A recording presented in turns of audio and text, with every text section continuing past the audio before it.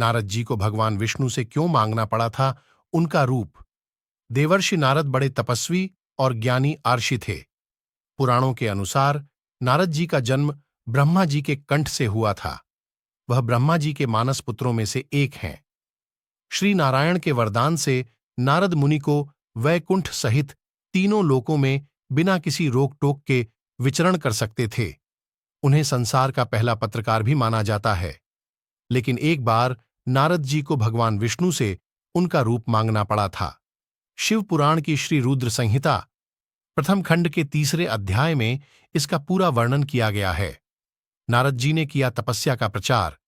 शिव पुराण के अनुसार नारद जी ने हिमालय पर्वत की एक गुफा में तपस्या की, जो भगवान शिव की कृपा से सफल हुई, जिसके बाद नारद जी को तपस्या सफल होने और कामदेव पर विजय प्राप्त करने का अहंकार हो गया। नारद जी ने भगवान शिव के मना करने के बाद भी देवताओं को अपनी तपस्या और कामदेव पर विजय प्राप्त करने बारे में बताना शुरू कर दिया।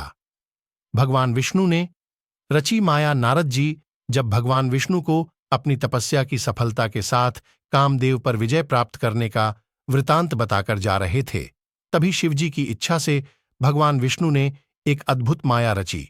उन्होंने जिस ओर नारद जी जा रहे थे वहां एक सुंदर नगर बना दिया। वह नगर बैकुंठ लोक से भी अधिक रमणीय था। वहां बहुत से विहार स्थल थे। उस नगर के राजा का नाम शीलनिधि था। उस राजा की एक बहुत सुंदर कन्या थी। राजा ने अपनी पुत्री के लिए स्वयंवर का आयोजन किया था। उनकी कन्या का वरण करने के लिए उत्सुक बहुत से राजकुमार वहां पधारे थे। चहल पहल से भरे इस नगर की शोभा देखते ही नारद जी का मन मोहित हो गया।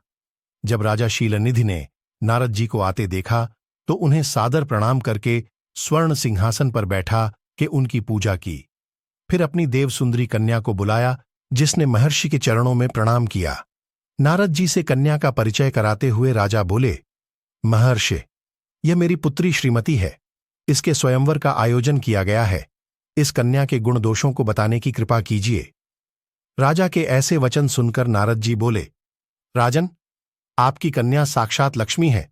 इसका भावी पति भगवान शिव के समान वैभवशाली, त्रिलोकजयी, वीर तथा कामदेव को भी जीतने वाला होगा।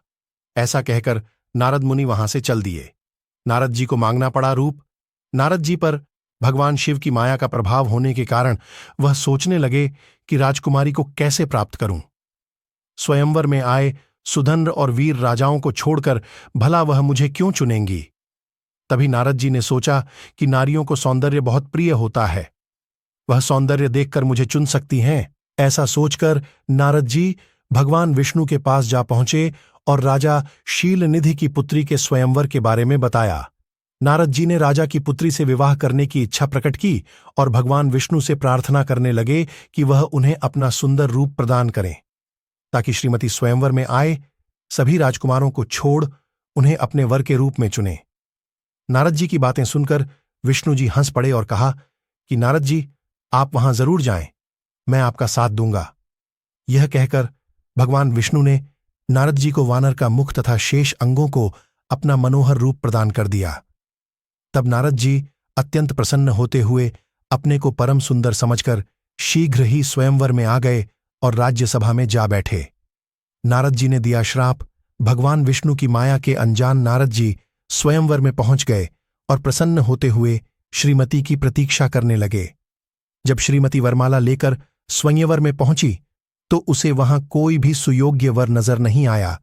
तभी भगवान विष्णु राजा की वेशभूषा धारण कर वहां आ पहुंचे। उन्हें देख श्रीमती ने उनके गले में वरमाला डाल दी और विष्णु जी राजकुमारी को साथ लेकर तुरंत अपने लोक को चले गए। यह सब देख नारद जी विचलित हो गए। तब वहां मौजूद रुद्रगणों ने नारद जी को कहा कि पहले अपना वानर के समान मुख तो देख लीजिए। आप व्यर्थ ही काम से मोहित हो सौंदर्य के बल से राजकुमारी को पाना चाहते हैं। नारद जी अपना वानर समान मुख देख क्रोधित हो गए और दोनों रुद्रगणों को शाप देते हुए बोले,